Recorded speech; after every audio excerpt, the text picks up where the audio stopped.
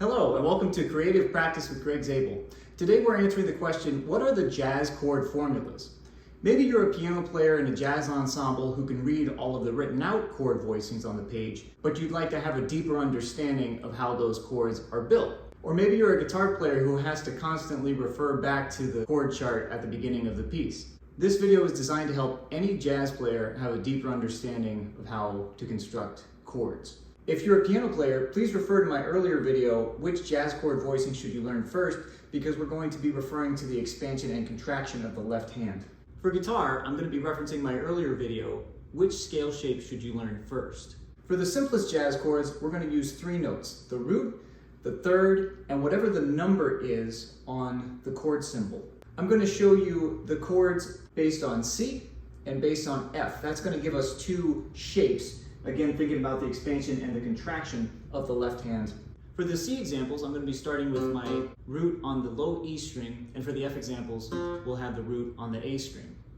In both cases, we want the third and that number note to be on the D and the G strings. So, the first one is C major 7, a tonic major sound. So what you want to do on the left hand is reach for the octave, pull the thumb back by half a step.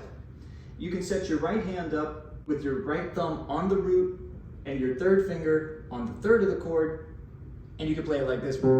C major 7. So for C major 7, we need the root, the third, and the major 7th. That would be root, the third, and the 7th.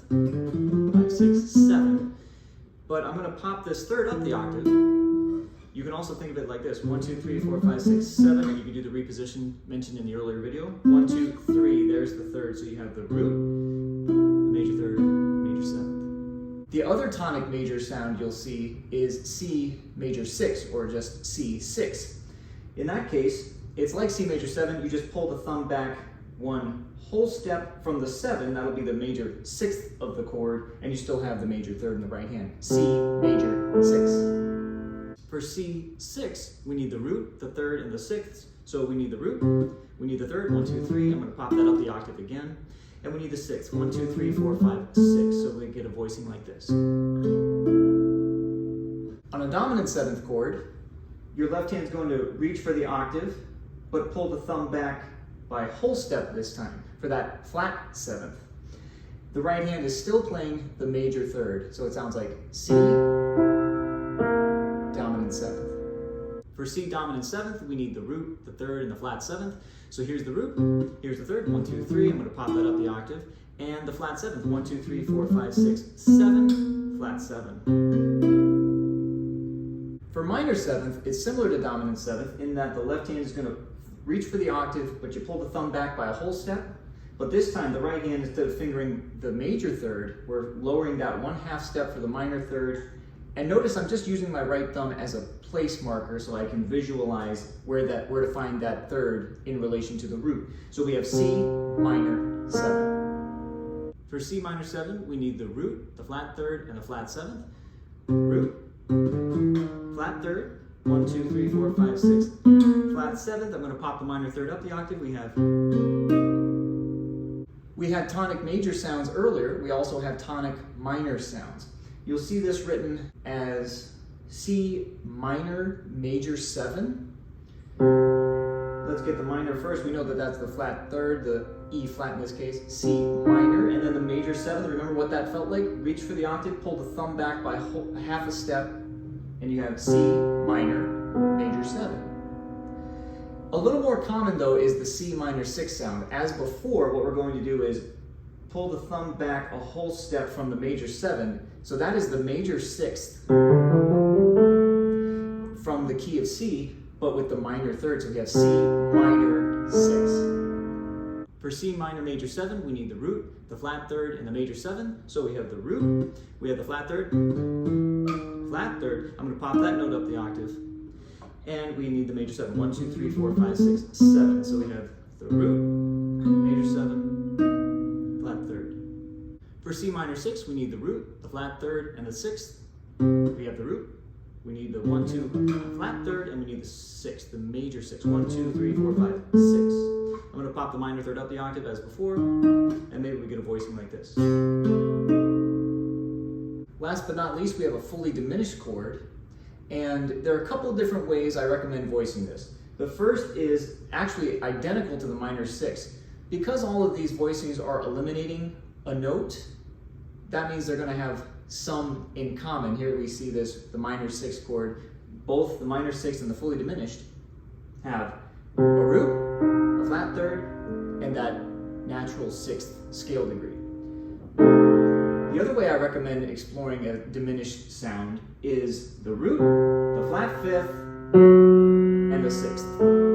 In this case, you can see it fits neatly into one hand position. Of course, the first voicing for C fully diminished is the same as the previous example, C minor 6. And when you have the root on the E string, I believe that is the most useful voicing for that chord. In F, we have the contracted hand position. I'm going to put my second finger on the root. I'm going to open up the space between my second and first fingers to play the third of the chord, and then my right hand will be referencing the upper octave F to find all the 7ths, flat 7ths, and 6th. So we have F major, half step below the octave, 7, F major 7. In F we have the root, the third, and the 7th. 1, 2, 3, 4, 5, 6, 7, F major 7. And for the major 6 sound, we have F major, lower the 7th by a whole step, there's the 6th.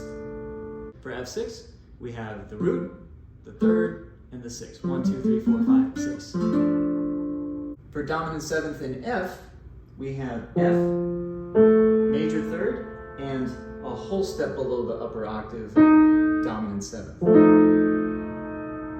For F dominant 7th, we have the root, the 3rd, and the flat 7. 1, 2, 3, 4, 5, 6, flat 7.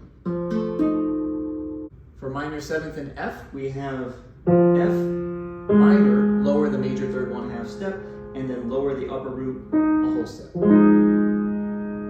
For F minor 7, we need the root, the flat 3rd, and the flat 7th. 1, 2, 3, 4, 5, 6, 7. For minor major 7th in F, we have F minor, major 7th, half step below the octave. For F minor major 7, we need the root, the flat 3rd, and the major 7th. We have the root, we have the flat 3rd, and the major 7th. 1, 2, 3, 4, 5, 6, 7. For minor 6 in F, we have F minor, lower the major 7th 1 whole step, 6. For F minor 6, we need the root, the flat 3rd, and the 6th. Root, flat 3rd, 1, 2, 3, 4, 5, 6. And for fully diminished in F, of course, we have the same voicing as before. We have F, flat 3rd, the natural 6th. Or we can do F, flat 5, 6. And as before, the first voicing for F fully diminished is the same as F minor 6. But the other voicing is root, flat 5th, 6. 1, 2, 3, 4, 5, flat 5th, and 1, 2, 3, 4, 6. If you're practicing these formulas in the two positions, the C and the F position, you could just go right in order: C major 7, C6, C dominant 7, C minor 7, C minor major 7, C minor 6, which is the same thing as one of the voicings of C fully diminished, and C fully diminished, the other one, down. In F, it would be F major 7, it would be F6, it would be F dominant 7, it would be F minor 7, F minor major 7, F minor 6, F fully diminished, which this is one of the voicings. You can also alternate these going from C to F in the various chord voicings. You have C major 7 to F major 7. You have C6 to F6. You have C dominant 7 to F dominant 7. You have C minor 7 to F minor 7. You have C minor major 7 to F minor major 7. You have C minor 6 to F minor 6. And you have the two voicings for C fully diminished to F fully diminished. And the other one. I hope this gives you an idea of how you can practice these jazz formulas for when you see them in the wild on your own charts. Keep in mind, if you see a chord that says 9 or 11 or 13, right now you can just disregard that, read the root and the major or minor symbol, and realize that whenever you see 9, 11, or 13, that implies the flat 7. So you can use these, what we call shell voicings, to express some of those more complicated chords. Be sure to stay tuned to the channel for future videos on how to play those more complicated, more colorful chords with the upper extensions. Or check out Open Studio, a great YouTube channel that has a lot of professional players and demonstrations who can walk you through some pro-sounding voicings. Also, please stay tuned to my channel for a future video on how to apply these jazz chord formulas to a song and chord progression that you should know. Thanks so much for watching, and have fun being creative.